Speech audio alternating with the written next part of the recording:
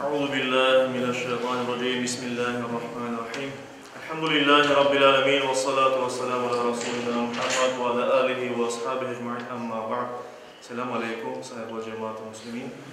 Yüce Rabbimiz bu mübarek cuma gününde yapacak dualarımızı, ibadetlerimizi en güzel şekilde kabul ve makbul eylesin inşallah. Biz geçken vaazımızda başlayan mevzularına devam edeceğiz. Akaid, yani imanla alakalı mevzularımız. Bir Müslüman nelerge inanmak gerek ve Allah'a iman meselesini bitirgen edik. Şimdi meleklerge iman. Çünkü imanımızın ikinci şartı, ikinci temeli Allah'ın meleklerine iman etmektir. İşte meleklerge iman mevzusunda birkaç şeyler açmak isteyeyim inşallah vaktimiz boyunca. Yetişmegen mevzularını gelecek vaazımızda devam edeceğiz. İşte melek ne olduğunu her birimiz bilemiz. Arap dilinden kelgen bir sözdür, melek sözü. Arapça malika ya da malaka bir şeyge sahip olmak demek ya da hüküm sahibi olmak. Yani bir kimsenin güçke sahip olganını ifade etken bir sözdür bu. Ona göre melek de böyle bakacak olsak hüküm sahibi ve güçlü birisi demek manasında Arap dilinde. İşte melek sözünün çokluğu bir tanesi melek olsa çok melek olsa Arapça ona melaike dep aytılar. Ne içindir bizim tilimizde, Türk dillerde öyle bir kaide var. Arapça bazı çokluk ifade etken sözler bizim tilimizde bir tek kimseni ifade eder. Mesela şu cümlede melaike sözü. Biz melaike aytamiz ne manada? Melek manasında, bir varlık manasında ama Arap dilinde melaiketun, melekun sözünün çokluğudur elbette. Bundan da gayrı birçok insan bilmiyor ama Kırım Tatar dilinde başka bir söz var meleklerini ifade etmek için. Bu söz ferişte sözü. Kim mesela dualarda mevlüt okuyan olsa anda ferişte sözü geçmekte. Ferişte melek manasında. Eğer melek sözü Arap dilinde bizge kelgen olsa ferişte sözü Fars dilinde, İran dillerinde bizge geldi. Rus dilinde ise bilgenimiz dair angel dep aytılar. Bu angel sözü eski Yunancadan Rus diline gelgen, yani eski Grek dilinden geldi. Eski Grek diline ise Yahudilerin dillerinden gelgen, yani eski Yahudi dilinden, İbrani dilinden gelgen ve elçi manasında. Yani angel Allah Teala tarafından yollanılan bir kimse manasındadır.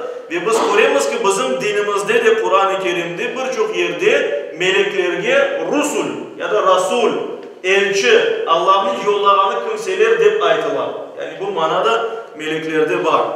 İşte dinimiz noktayı nazarından melek dep biz kimge aytamız? Yüce Rabbimiz bildirgeni gibi Allah-u Teala nurdan yaratkanı varlıklar ve Allah'ın emrini, onun emirlerini eksiksiz yerine getirgen çok güçlü varlıklarga, çok güçlü olan, bar olan kimselerge biz aytamız. Yani Allah-u Teala öyle kimselerini yarattı ki Allah ne aytsa onu becerilir. Allah'ta hiçbir türlü isyan etmeyler. Çok güçlüler ve Allah-u Teala onları nurdan yarattı diye buyurulan. Onların hususiyetleri var. Birkaç onların hakkında aytayım. Meleklerinin asıl sıfatını, onlar nasıl olganını insan korup olamay, duyup olamay. Çünkü insanın koruyacağı ya da işleyeceği bir şey değil meleklerin asıl olan yaratılışını. Bir insan korup olmaz. Bizim müçelerimiz onu sezmiyor. Korup olamayız, duyup olamayız, dokunup olamayız melekler diyorlar. Sanki paralel bir dünyada yaşaylar bizge bakkanda. Ve ona göre de dinimiz noktayı nazarından meleklerge iman etmek bu gayb meselesidir. Gayb degenimiz yanımızda olmayan, korup olmaganımız şeyler. Kur'an-ı Kerim'de buyurulğanı dair mümin kimseler Allah'a iman etkenler ve gayb'a iman etken kimseler de buyururlar. Yani Müslümanlar gözünü korup olamasalar da meleklerin var olğanına inanırlar. Çünkü Kur'an-ı Kerim'de Allah-u Teala bizge onlar hakkında aytar. Onlarını anlatar. Ve buna göre de biz meleklerin nasıl olğanını özümüz bilip olmayız. Sadece Allah bildirgenini biliriz. Kur'an-ı Kerim'de bir şey aytıldı mı melekler hakkında? Demek ki onlar öyledir deyip inanamız biz. Ya da Peygamberimiz bir şey buyurdu mu? Demek ki melekler öyledir deyip biz böyle inanamız. Çünkü özümüz ne kullansak kullanayıp, instrumentler kullanayıp, mikroskoplar kullanayıp, teleskoplar kullanayıp, matematik rasyon yapayıp, biz meleklerinin asıl meleklerini korup olamayız. İşte ama diğer mesele biz ona indi geliriz. Eğer melekler bizge korunmayı istese, onlar nasıl bir şekilde bizge korunması mümkün? Asıl sıfatın yendegildi, asıl kılığın yendegildi, bizge korunmak için yani insana korunabilirler istekleri üzere. En evvela bunu kaydeteyik. Kur'an-ı Kerim'de Allah-u Teala melekler hakkında açık açık aytkanı için, Peygamberimizin hadislerinde melekler hakkında açık açık aytılganı için her bir Müslüman meleklerinin var olganına inanmak gerek. Yani bir kimse aytsa yok öyle melek degen şey yok dese o dinden çıkar. Çünkü Allah'ın ayetlerini inkar etti, karşı çık Allah'ın ayetlerini. Ona göre de biz bir mümin olarak, iman şartı olarak biz meleklerinin var olganına ve onların nasıl olganına, nasıl Kur'an-ı Kerim'de anlatılan olsa öyle inanamız. Yüce Rabbimiz Kur'an-ı Kerim'de Nisa suresinin 36. ayet-i kerimesinde böyle buyurar. Estaizu billah. Ya eyyühellezine amanu. Ey iman etkin kimseler, ey müminler. Aminu billah. Allah'a iman etiniz. Deyip emir etiler. Ve rasulihi ve onun peygamberine yani Muhammed Mustafa sallallahu aleyhi ve sellem'e iman etiniz. Vel kitabillezî nezzele ala rasulih. Ve onun Rasulüne, elçisine, peygamberine yollanan kitapta yani Kur'an-ı Kerim'e iman etiniz.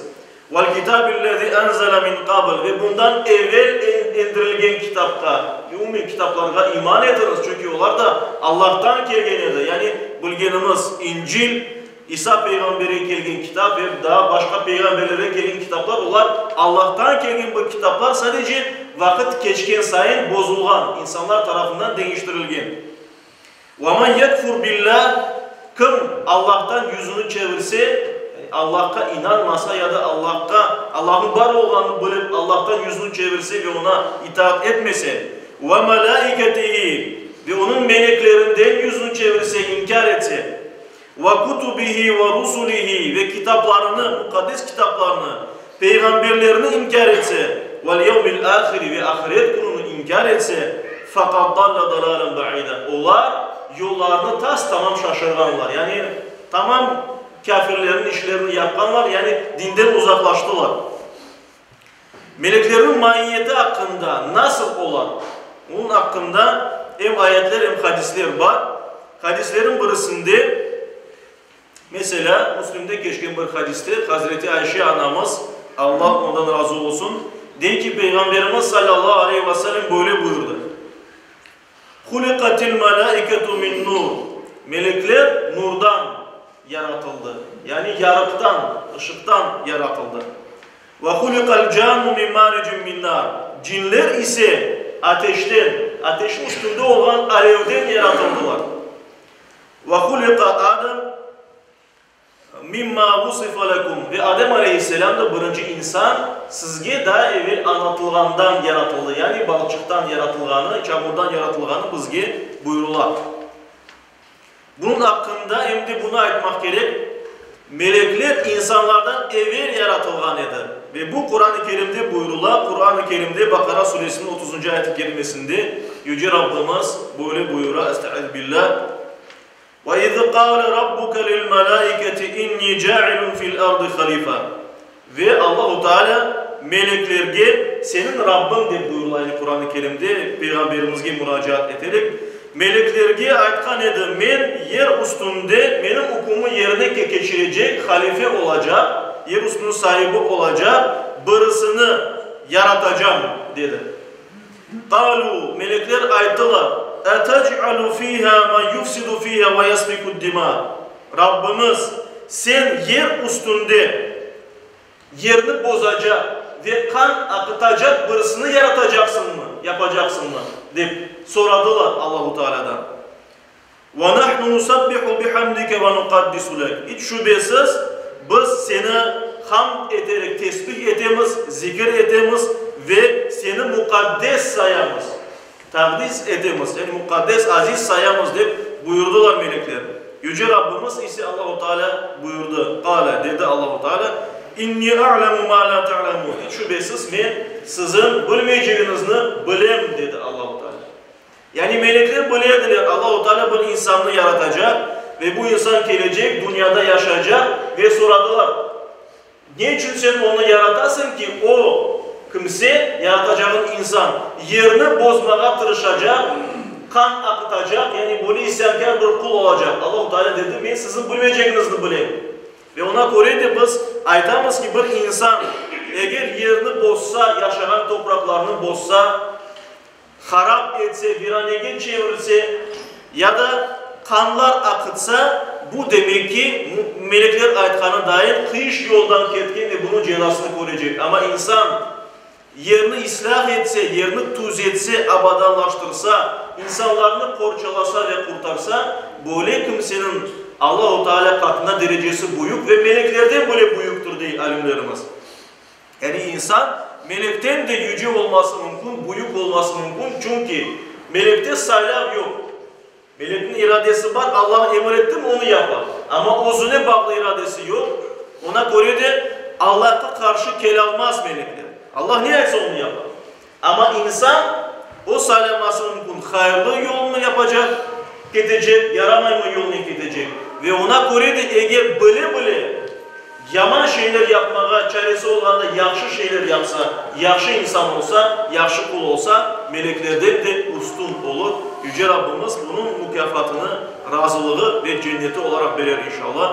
Saygılı cemaat-i Müslümin, Yüce Rabbimiz her birimizge iman esaslarımızı öğrenmeye, anlı Müslümanlar olarak yaşamaya ve anlı Müslümanlar olarak son nefesimizni vermeye nasip eylesin. Bizge ve yakınlarımızga cennetlik olmaya nasip etsin. Amin.